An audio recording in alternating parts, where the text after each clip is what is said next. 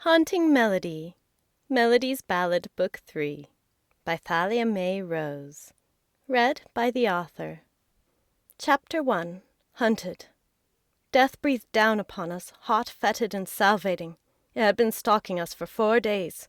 We still had 3 days' ride to safety in Galena. We'd never make it. The shadow wolves would catch us first. Melody, how could you have not told me? Haidar sat heavily, stricken. I'd never seen him turn so pale. I don't know. I lowered my face. Tears streamed down my eyes. I loved it, the child that grew within me. I hadn't wanted to end before I even got to hold it. I cried harder. I loved it. The very thought of it dying before tasting life tore at me like the shadow wolf's claws. If anything happened to my baby, it'd kill me.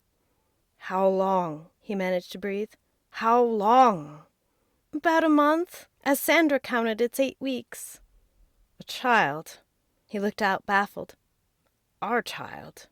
His arms held me tighter than ever before. He kissed the top of my head with fiery lips. A new determination flooded his muscles. Don't worry, Melody. I'll get you out of this. I'll get us all out of this.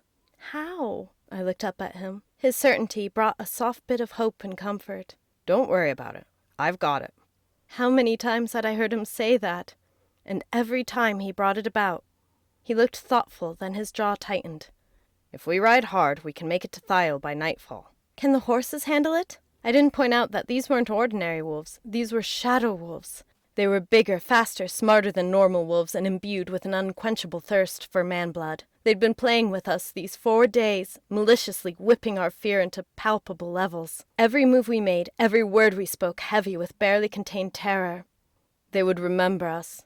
We would wait in Thalia as long as we wanted, and they'd still hunt us.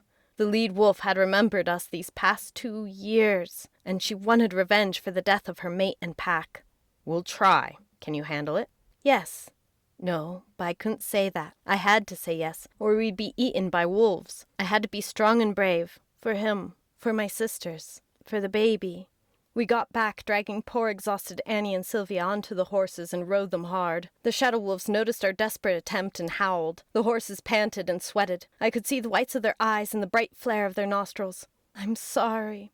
I felt for the poor beasts. But we had to go. It was better to go this way than at the bone-crushing jowls of the large, vicious wolves. Annie and Sylvia rode together in front of me. Haidar took the rear. "Thalia!" Sylvia cried out, pointing. Annie rode behind her, clinging to her back. Ahead lay the swiftly rebuilding city.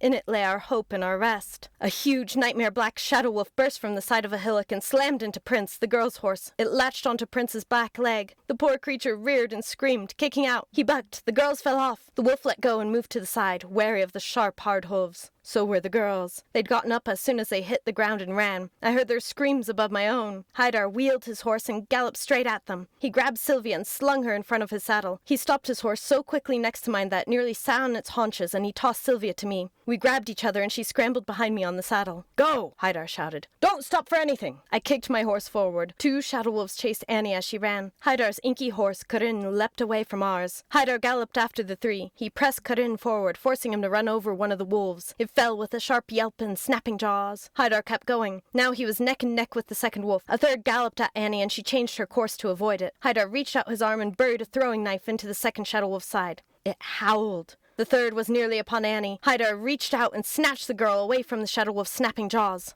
I breathed a sigh of relief. I could feel Sylvia's arms trembling around me. I wondered if I was trembling too. I looked to the side and saw 4 wolves, 2 racing alongside of us, 2 behind us. The wolf Annie had been snatched from loped next to Haidar. The one-eyed lead burst forward and ran alongside Haidar. They knew. They knew how spent our horses were. They knew we'd never make it to Thalia. I could see it in their sharp, too intelligent eyes and the way their mouths opened with their tongues out to the side as they ran. They were laughing at us. Haidar swung his sword, warning the wolves from getting too close to his black stallion. Of course!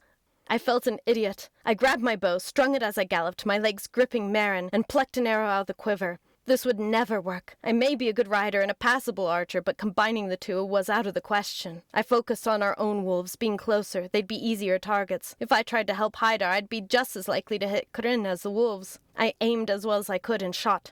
I missed, but the wolves knew now. They moved further away, but continued running with us. Haunting Melody, Melody's Ballad, Book 3 by Thalia Mae Rose. Read by the author.